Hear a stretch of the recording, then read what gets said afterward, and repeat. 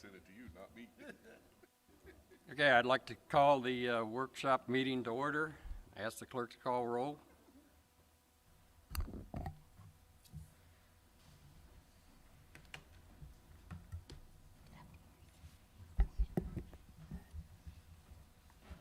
Bartlett, Here. Cook, Here. Hannett, Here. O'Donnell, Ruben DeSellis, Scott, Here. Speed, Wankel, Here. Watts, Here. Williams, Mayor Esser, City Attorney Beard. Okay, under the mayor's report, I'd like for everyone to join me in wishing Mary Watts a happy birthday today.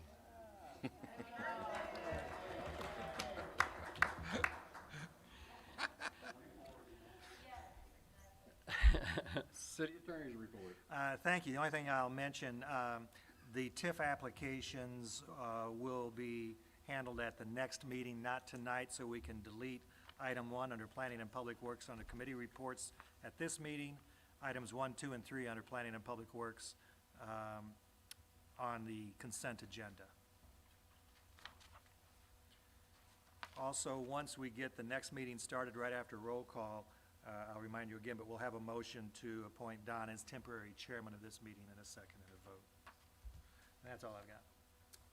Okay, finance, IT, and personnel. First item on the list is discuss the IT consultant contract. We talked about that in our finance committee meeting earlier.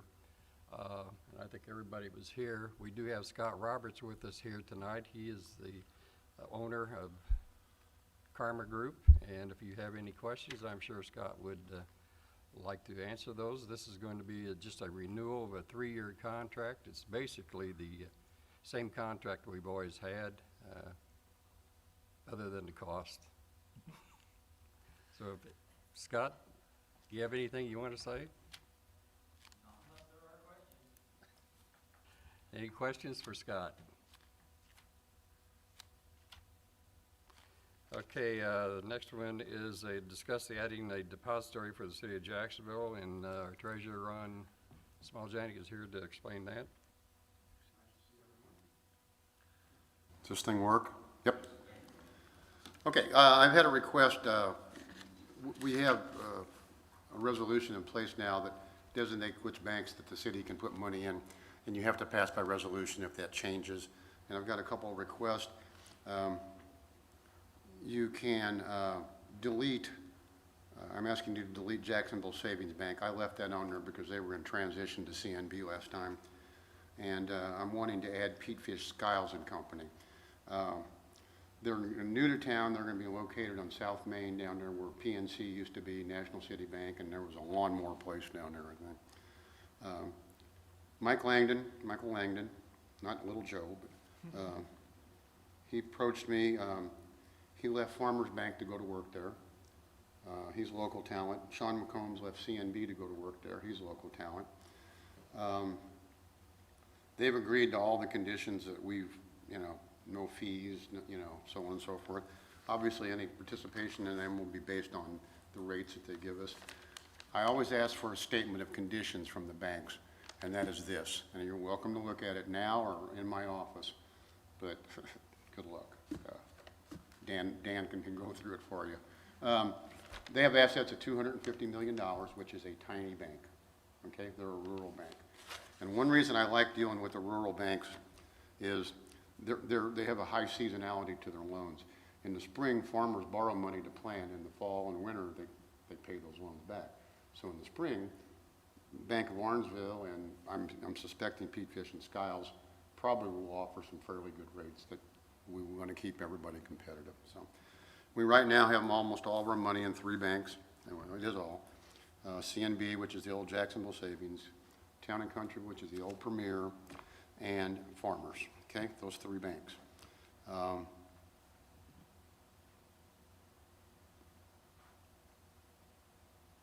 All the banks, just in a way of a little, I'm not going to talk much here. One of the big things the banks have to do to accept our deposits is pledge securities or a letter of credit. When we deposit $1 million in a bank, only the first $250,000 is covered from FDIC. So we want insurance. So what they do is they pledge securities that they own, or they get a letter of credit established from, in CNB's case, Federal Home Loan Bank in Chicago, that says if they go belly up, that's ours. That's our insurance policy. We get their securities, and the letter of credit is really just an insurance policy. So we are covered. Everything that the city has deposited right now is covered and insured. Now, how does that work in reality? Hopefully very well. Hopefully we'll never find out. But that's one of the big questions I asked them, because sometimes the smaller banks don't have money to pledge, and they do. Side note, just deposited and opened up a new account for the American Rescue Fund. $1.256 million was deposited in there last week. It'll be deposited, the same amount will be deposited again in 2022. It's money that came from the Fed to the state to us for losses and covering things from COVID-19 for last year. So it's quite substantial. That money went to CNB because they offered the best rate on a checking account, which saving rates right now are just non-existent. So, that's about all I got. All our money is either in checking or in CDs. So again, that's all insured, all pledged. CD rates are no better than checking accounts. Right now, it's just it's a real shame. So I'm asking you to approve Pete Fish and Skiles. They're a 151-year-old bank, so they've been around a while. And to delete Jacksonville Savings Bank, which is no longer an entity. So, any questions? Thanks, Ron. Kids. I'm going to go out of order here a little bit. I'm going to call on the fire chief. He has another commitment to make tonight, so I'll have him make his presentation. Chief Sells?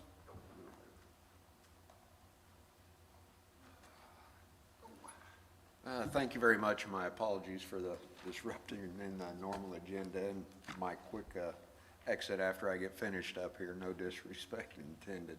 Kind of got double booked tonight. Any rate, we received the resignation of a probationary firefighter this last week, so what we're discussing here tonight is hiring another probationary firefighter to fill a vacancy, not in addition to our staffing levels. The employee that turned in his resignation is taking a position with Quincy Fire Department. Since he's only been on the department 8 months, he did sign an employee agreement that covers 36 months.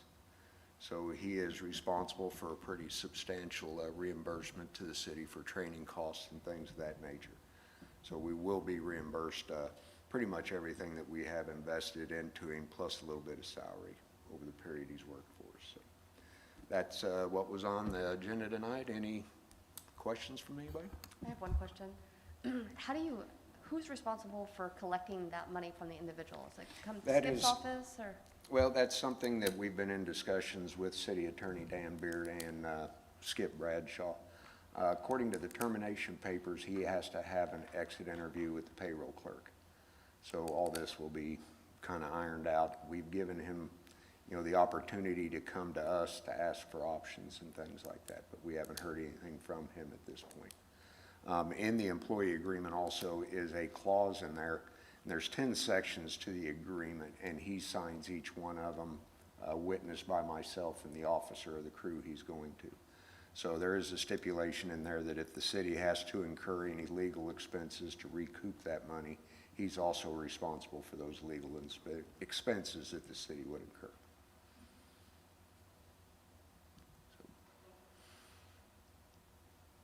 All right. Thank you very much. Good night. Okay, back to the finance and personnel. Number 3, discuss surplus property, and this has to do with declaring surplus property in the police department, some vehicles, the brush drop-off trailer, and other properties. Chief Mefford, do you have anything you want to add to that? The 2 vehicles are just, one was a drug seizure from several years ago. It's a 2005 Honda Pilot, 138,000 miles. It's exceeded. It's costing us more money to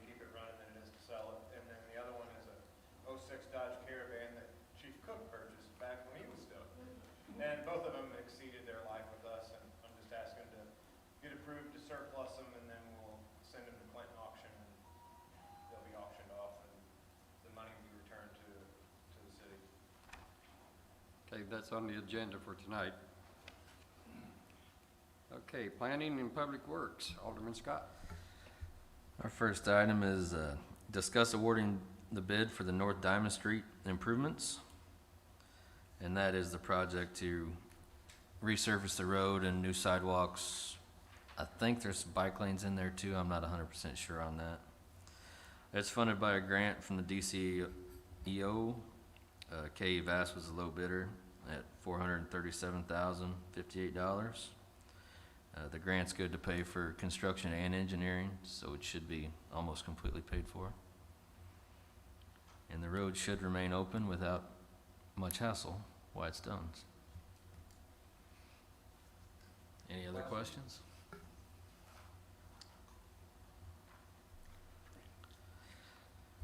right, the next item is discuss the solar energy systems ordinance.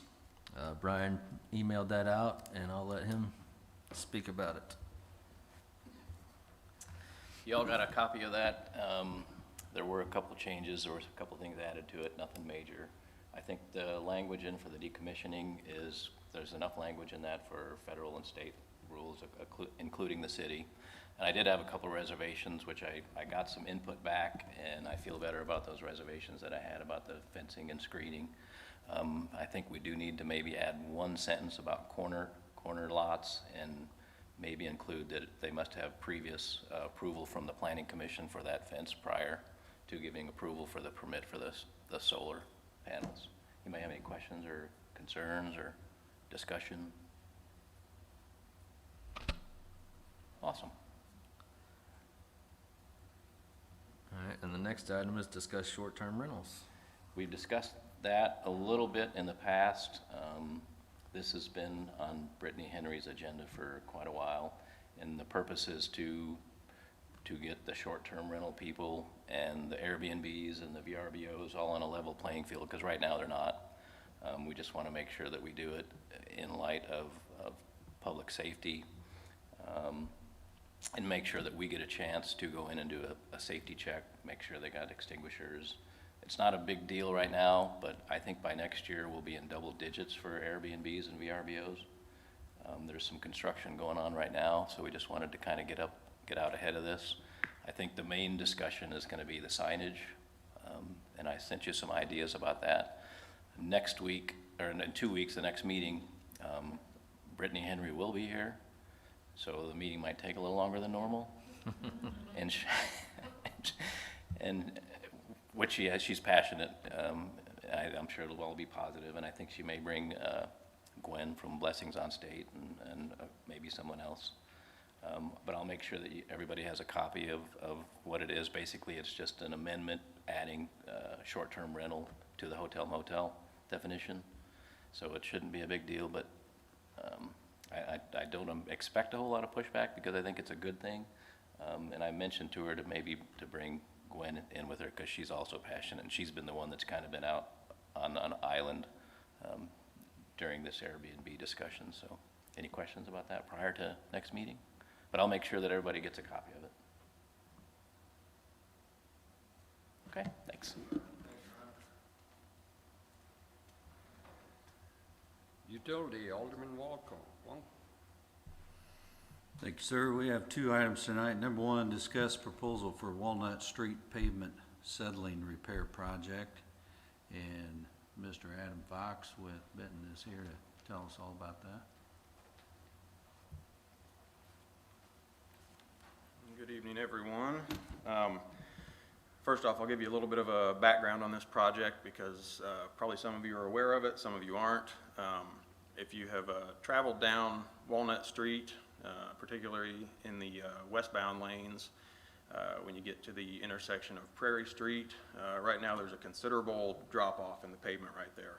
More so in the center lane where it transitions into the turn lane, but it's also migrating into the westbound lane right now. And the city has, in the past, had to do a little bit of work out there to try to make a little smoother transition, but it's continuing to sink and settle out there to the point where we have to do something about it.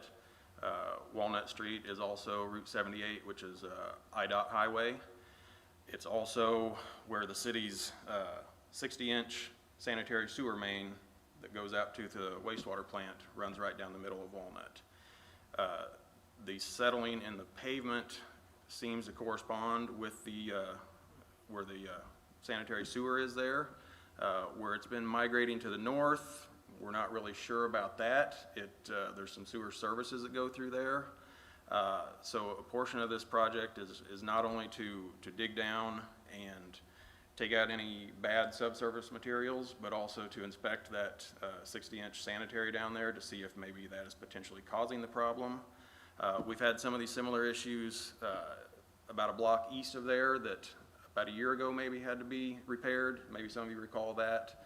The problem is that sanitary sewer is about 17 feet deep to the top of it. So it's no small project to just go in there and dig it up and fix it. So it takes a considerable amount of work. Being that it's an IDOT highway and it's still settling, there's some additional concerns there with detours, and what it eventually came down to is we're going to be required to shut down Walnut Street for the duration of the project. The depth of the excavation, we're not going to be able to just shut down one lane and do one at a time, so we're going to have to basically kill the whole area for a while. And there is a sense of urgency with this. IDOT is wanting it done sooner rather than later. And because of that, then we requested proposals from 4 different contractors, Roland Construction, KEVAS, Lavadier, and Petersburg Plumbing and Excavating. Those were opened last Thursday at City Hall. The low proposal was from Roland here in Jacksonville in the amount of $127, and 27 cents. Don't ask me how they got it to come to that amount. The proposals range from that amount up to $163,460.30. So it's work it's got to be done. So we are recommending that the city would consider the low proposal from Roland Construction for that project. If anybody has any questions regarding it, I'll be glad to try to answer those best I can.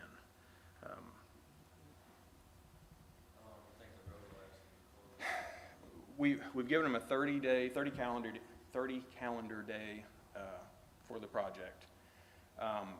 They're anticipating about 2 weeks to do it. Now, unless they find something, exactly. Because we're going to dig down in the center lane anyway. The plan is to go down and expose the whole 60-inch main down through there. We want to get alongside it. We want to get on top of it and see if is there a gap between a couple pieces of pipe, or is there a crack or something like that? Because we need to fix it, or else we'll be back in the same boat in a few years. The westbound lane, we're not planning to go quite that deep, and it should go quicker to get it done, but again, we don't know exactly what we'll find down there. When it was the location that was about a block east of there last year was done, they found some poor subsurface materials, not really any other indications of anything specific causing it. So we're hoping that we can, during this project, determine a little bit what is causing this. So if we have more areas, we can know where to look. One of the challenges with this is being it is 60-inch diameter and it's like the main trunk sewer that goes to the wastewater plant. It's not easy to get a camera down in there and televise it because there's so much flow all the time. Bypass pumping to have an empty pipe to inspect is very expensive. We had priced that out for this to potentially do some investigative work ahead of time, and it was, I don't remember the exact dollar amount, but it was over $70,000 just to do bypass pumping, and then this work would still have to be done on top of that. So it's a little bit of a challenge, and we know with the being right there near the high school, football field, hospital not far away, there's additional challenges we've put together and gotten okays from IDOT with some detour routes, and we worked with the city on that as well.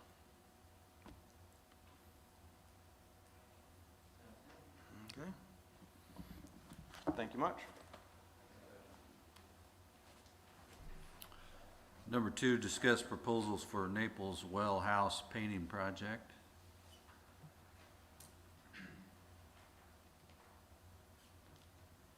And Mr. Herron will guide us along. Evening, everybody. I've sent proposal out the first of the month to paint. We got 2 well houses down there at Naples protecting our wells, and they was installed in '84 and they'd never been painted, so I thought they're starting to get in bad shape. So we sent out proposals, putting that in the paper, you know, saying we're gonna do this. I got 3 proposals back, and they were JB Large for $15,700. Turner Painting and Construction was $24,150. And Painting Industries and Coatings, it was $46,400. So after receiving those, I'd like to go with the proposal from JB Large for $15,700. And hopefully get them all fixed back up, painted, and ready for another 30 years. Hopefully. Any questions? Or?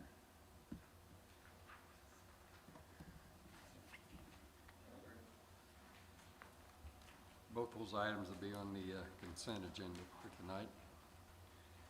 Any public comment? Seeing none, I'll ask for a motion to adjourn. I make a Marjorie, motion, no? yes. Second? Sally?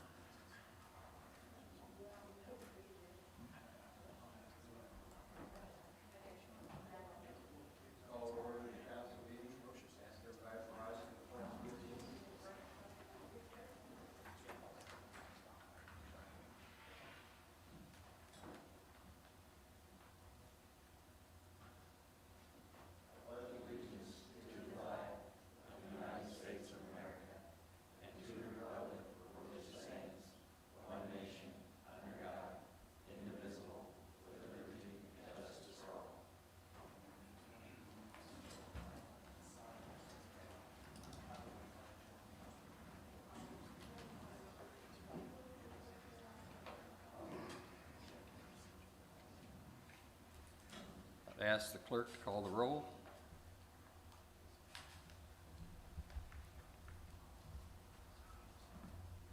Bartlett, Here. Cook, Here. Hannon, Here. Odenettle. Ruben DeSalis. Scott. Here. Speed. Walter. Here. Watts. Here. Williams.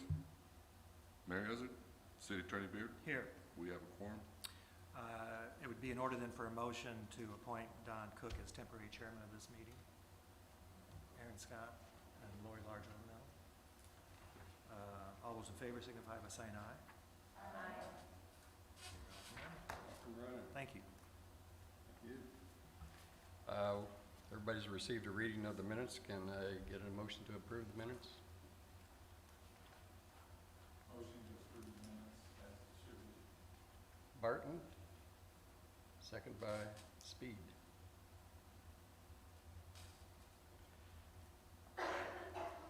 Presentation of petitions. And no petitions. I guess I have a vote on the minutes. We have to have a vote on the minutes. No. Okay. All those in favor. All those in favor of approving the minutes, say aye. Aye. Those opposed? Motion approved. Presentation of petitions. We have no petitions, no communications, and the claims are in the hands of the alderman. Okay. No mayor's report, city attorney's report. I have nothing tonight. Chairman. You need a motion to pay the claims. Large old Nettle, second by Alderman Scott.